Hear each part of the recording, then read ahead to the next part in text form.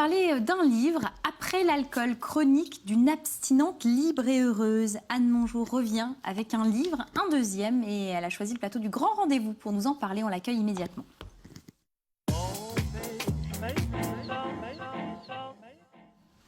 Anne, bonsoir à vous. Bienvenue sur le plateau du Grand Rendez-vous. Ça me fait plaisir de vous avoir et surtout, ça me fait plaisir d'avoir reçu votre mail il y a quelques semaines en me disant « Valentine, j'ai sorti donc un nouveau livre. Après l'alcool, chronique d'une abstinente libre et heureuse ». C'est aux éditions Jacques Flamand. Un second livre après Éclat de verre. Dans ce premier livre-là, Éclat de verre, vous nous parliez de l'alcoolisme, de cette maladie-là qui vous avait touché et bien de comment finalement on le vit au quotidien. Là, dans ce deuxième livre, vous nous parlez de après, de cette période d'abstinence, 1, 2, 3 ans de vie. Qu'est-ce qui a été le plus dur, Anne? Est-ce que c'était l'écriture du premier ou du deuxième?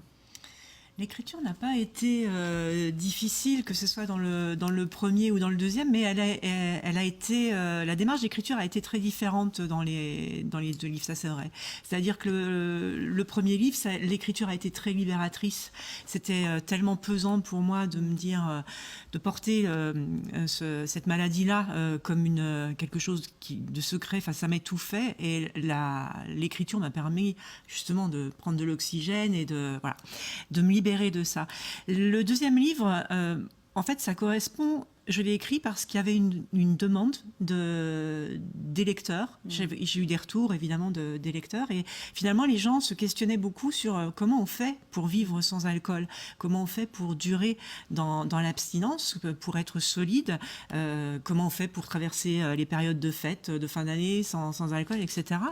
Et moi, je me suis rendu compte qu'en fait, autant il y a de nombreux témoignages du parcours dans l'alcool et comment on pose le verre, et tant mieux, il faut continuer à en faire. Mais finalement, des témoignages sur comment on vit sans alcool, il n'y en a pas tant que ça. Donc là, c'était une autre démarche, plus posée, en fait, une écriture qui n'était pas dans un esprit libératoire comme ça, mais c'était une autre façon d'écrire, et j'ai pris autant de plaisir, par contre. Alors, je vais lire un extrait, et puis on en parlera juste après. Donc, cesser de boire me semblait facile, et j'étais en pleine période de lunettes roses. J'ai parcouru ma première année sans alcool sur un nuage rose, et j'en suis descendue au bout d'1 an pour traverser des périodes de brouillard intense. Ma deuxième année d'abstinence a été très difficile à vivre malgré l'aventure de la publication de mon livre Éclat de verre. On s'aperçoit au fil de ce livre-là que finalement, et j'ai été très surprise, c'est plus compliqué de vivre la deuxième ou troisième année d'abstinence. J'ai trouvé ça assez fou. Comment on le vit au quotidien? Est-ce que vous aussi, vous étiez surprise de ça? Oui, j'étais surprise. Alors maintenant, c'est vrai que c'est difficile de généraliser. Chacun a son parcours. Et moi, je voudrais pas non plus plomber les gens qui démarrent, qui posent le verre, qui démarrent cette aventure de l'abstinence. Mais c'est vrai que moi, j'ai démarré cette abstinence. C'était facile. C'était facile les premiers jours, les premières semaines, les premiers mois. C'est quoi? On se sent un peu Wonder Woman, ouais, génial. Il y a un côté même euphorisant. C'était...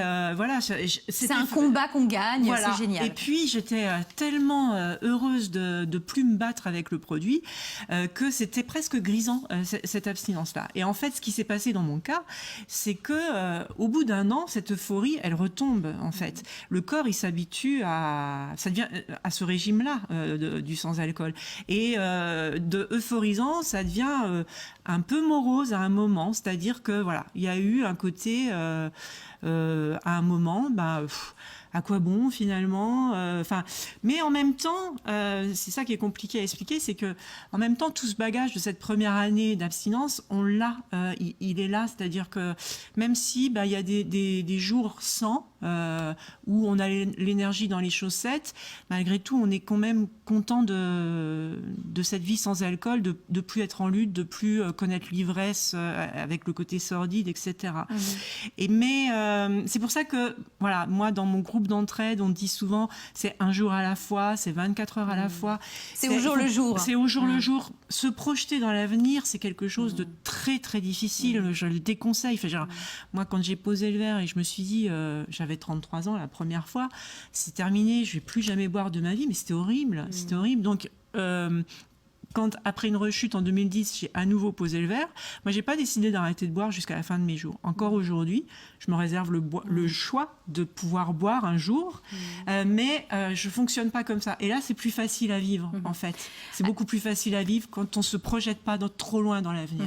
Alors, ce qui est rigolo, et j'avais beaucoup aimé déjà dans le premier livre, Éclat de verre, c'est que vous avez une plume qui est pleine d'humour. Encore plus dans ce second livre-là, puisque la plume s'est affûtée. Et puis, forcément, on ne parle pas de l'abstinence comme on peut parler de l'alcoolisme en elle-même et de la maladie. Et est-ce que vous pensez que c'est important pour vous de d'écrire avec cette plume-là pour rendre le récit agréable pour les lecteurs ? Alors, je suis vraiment heureuse que vous ayez été sensible à cet humour-là. C'était pas stratégique du tout, mais l'humour dans la vie me sert beaucoup.